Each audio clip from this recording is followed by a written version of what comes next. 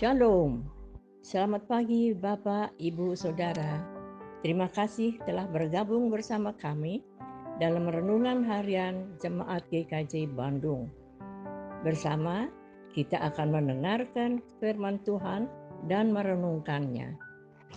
Sabtu 18 Mei 2024. Shalom dan selamat pagi Jemaat GKJ Bandung yang dikasihi Tuhan. Kiranya sukacita dan damai sejahtera Tuhan senantiasa ada dalam kehidupan kita. Mari Jemaat yang dikasihi Tuhan, kita memulai kegiatan kita pada hari ini di dalam pengenalan akan firman Tuhan. Mari kita memohon pertolongan Tuhan di dalam doa. Kami bersyukur untuk hari baru yang Tuhan anugerahkan kepada kami, yang kami ingin dasari dalam pengenalan kami akan firman-Mu. Kiranya Tuhan memampukan kami agar kami senantiasa melangkah seturut dengan kehendak Tuhan dan hari-hari yang kami lakukan sepenuhnya memuliakan nama Tuhan. Di dalam kasih-Mu kami berdoa dan bersyukur. Amin. Renungan hari ini diambil dari kitab Habakuk pasal yang kedua, ayat yang ke-20 yang demikian. Tetapi Tuhan ada di dalam bait-Nya yang kudus. Berdiam dirilah di hadapannya, ya segenap bumi. Renungan kita hari ini berjudul Diamlah. Jemaat dikasihi Tuhan, beberapa saat yang lalu saya menemukan sebuah lagu di dalam Kitab Bakti, tepatnya Kitab Bakti nomor 54 yang berjudul Diamlah. Lagu ini hanya punya satu bait. Berikut saya bacakan lirik dari lagu ini. Diamlah, singkirkan kebisingan di hati.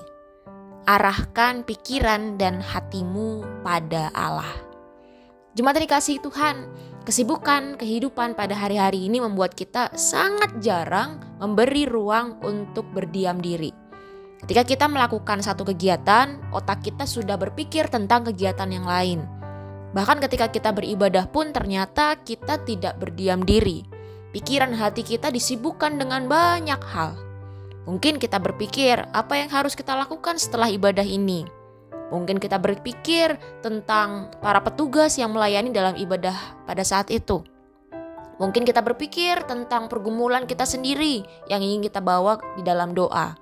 Kita sangat jarang untuk memberi ruang bagi diri kita sejenak berdiam. Nah, karena kita tidak terbiasa untuk berdiam diri, ketika kita punya waktu untuk berdiam, kita pun mengantuk lalu kemudian tertidur.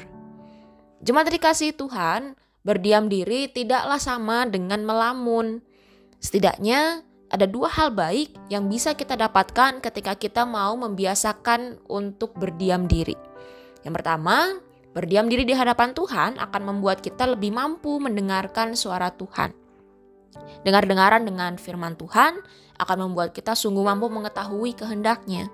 Persoalan manusia adalah mereka begitu disibukkan dengan banyak suara sehingga tidak lagi mampu untuk mendengarkan suara Tuhan. Dan akhirnya terus bertanya dalam hatinya, apakah kehendak Tuhan untuk saya? Ketika kita berdiam diri di hadapan Tuhan, kita bisa mempercayai Tuhan dengan segenap hati. Bahwa sesungguhnya Tuhan itu tidak membutuhkan teriakan dan seruan kita atau sikap kritis kita supaya Ia bertindak untuk membereskan kekacauan di muka bumi ini.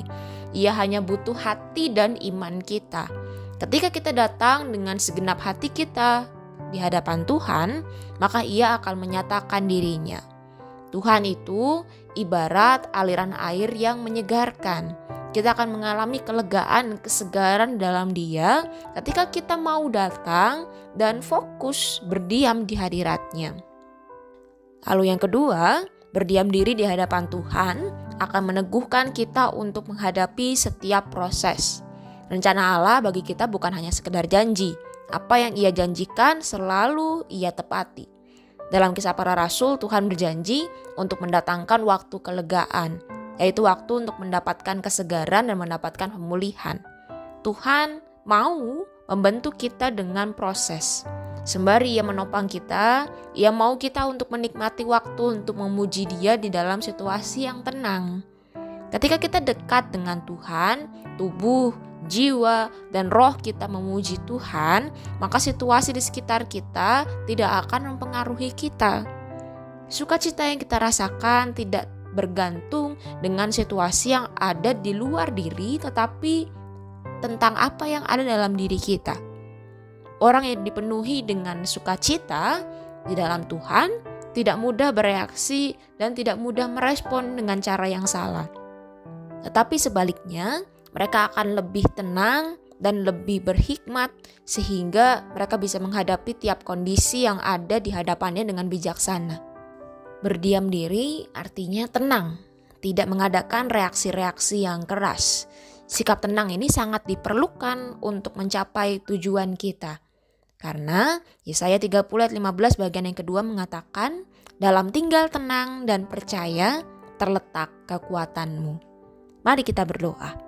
Tuhan, kami mengucap syukur karena firman-Mu hari ini mengingatkan kepada kami bahwa sejatinya kami harus memberi diri kami waktu untuk berdiam, agar kami mampu untuk mendengar suara-Mu, agar kami juga dimampukan untuk menghadapi setiap proses dalam kehidupan kami. Kiranya Tuhan yang senantiasa menolong kami, agar kami mampu dan mau berdiam diri di hadapan Tuhan. Terima kasih Tuhan. Amin.